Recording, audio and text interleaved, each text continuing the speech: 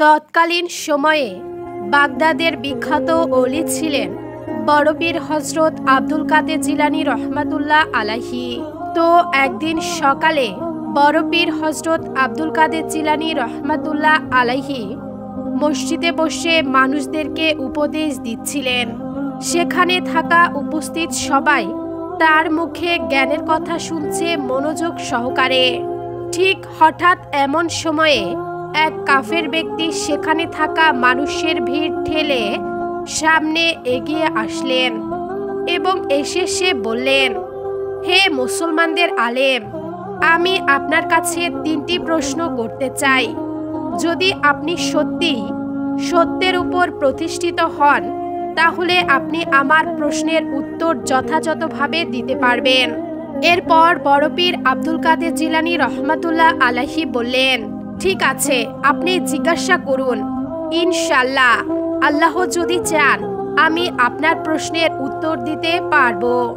এরপর কাফের ব্যক্তি প্রথম প্রশ্ন বলল, তোমরা মুসলমানরা বলো আল্লাহ আছে, কিন্তু আমি তাকে দেখি না, তার আওয়াজ শুনি না, অনুভবও করতে পারি না, তাহলে কিভাবে বিশ্বাস করব যে আল্লাহ আছেন? কাফের ব্যক্তির কাছ থেকে এমন প্রশ্ন পেয়ে বড় পীর আব্দুল কাদের জিলানী রহমাতুল্লাহ আলাইহি হাসি মুখে বললেন, আপনি কি আপনার মস্তিষ্ক দেখতে পারেন?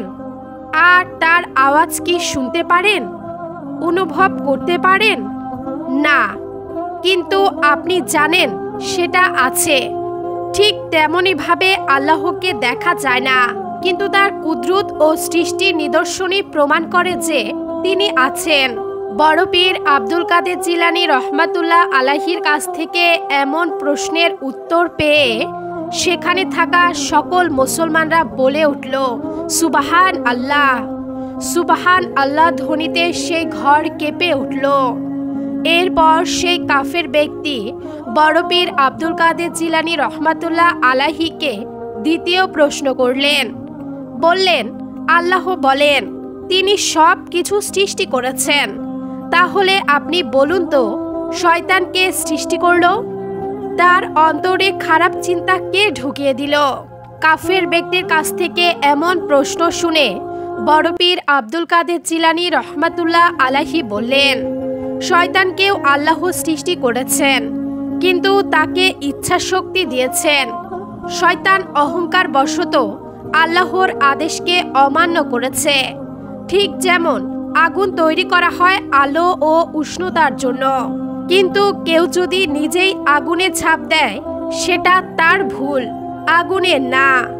এরপর কাফের ব্যক্তি সর্বশেষ 3 নাম্বার প্রশ্ন বলল, আপনারা বলেন মুমিন ব্যক্তি মরার পরে বেহেশতে যাবে আর কাফের ব্যক্তি মরার পরে দোজখে যাবে, কিন্তু কেউ তো ফিরে এসে বলল না সত্যি কি তাই হবে? কাফের ব্যক্তির কাছ থেকে এমন প্রশ্ন শুনে বড় পীর আব্দুল কাদের জিলানী রহমাতুল্লাহ আলাইহি মুস্কি হেসে বললেন, আচ্ছা, আপনি কখনো ঘুম থেকে উঠে বলেছেন ঘুমের সময় আপনার সাথে ঠিক কি হয়েছে? না, কিন্তু আপনি ঘুমান এবং স্বপ্ন দেখেন। ঠিক মৃত্যু ঠিক তেমনি এক ধরনের ঘুম।